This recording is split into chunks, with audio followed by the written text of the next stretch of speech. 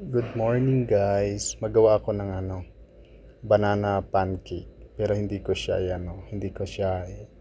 i-blender yung banana. I-slice ko lang siya. Napanood ko lang din to sa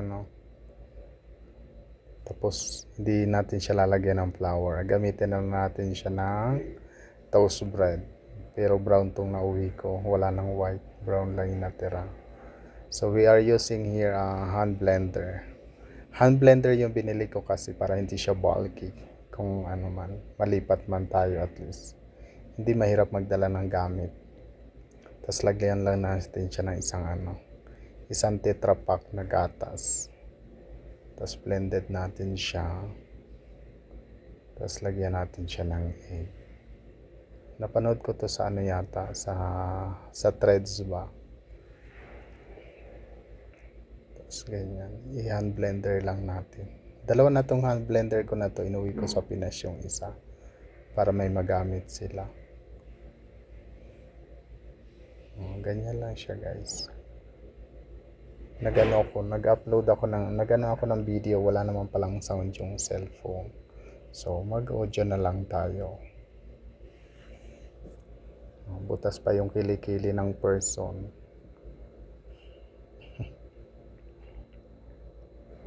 Medyo napadami yata yung gatas ko. Kaya dagdagan natin ng toast bread.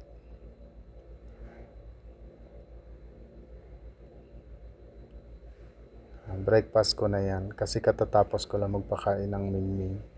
Inuuna ko sila pag umaga bago ko magawa ng breakfast. Tapos dito guys, na tayo. Mag-slice na tayo ng saging. Pinapainit ko na rin yung kawali para sobrang lapad pa ng kawali natin. Ayan na siya guys, ready na. Lalagyan ko na lang siya ng itlog. Hindi ko binlender yung itlog kasi baka umalsa ba. So ganyan na lang siya. Mag-break tayo ng egg, tapos mix lang.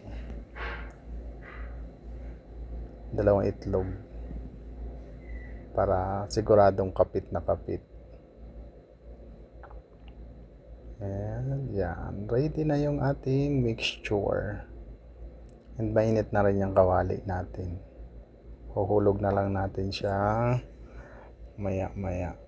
Halo pa more.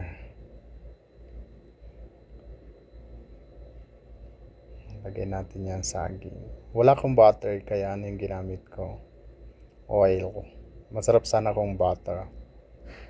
Pero since wala tayong butter, regular oil. Okay lang naman. Ako naman yung kakain. So, isang piraso yung nilagay kong saging. So, pala dinamihan na para puno yung kawali. Laki-laki ng kawali. Bagal mo naman maglagay ng saging. Puro dada. Okay guys, natapos na ng person ng saging. Ibuhos na ang mixture. Pakahirap naman pala mag voice over pag mahaba yung video. Yan na guys, brown siya kasi brown bread yung ginamit ko. O dami. Tapos mag-isa lang naman ako. Isa lang kakain. Ayan na siya guys. Biniyak-biyak ko siya dyan guys kasi hindi siya mabaligtad. Hindi siya dumikit kaso ayan o. Ano na siya? Hindi na siya pancake. Nilupak na siya. Laki-laki ng ginawa. Hindi man lang inilang tinatlong luto. Hirap katuloy ngayon. See?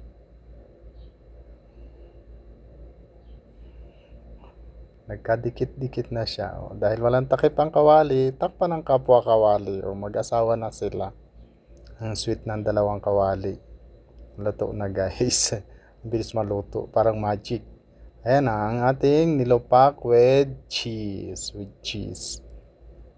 Hindi na siya pancake. Nilupak na siya. Nagkadurog-durog man. Thank you guys for watching.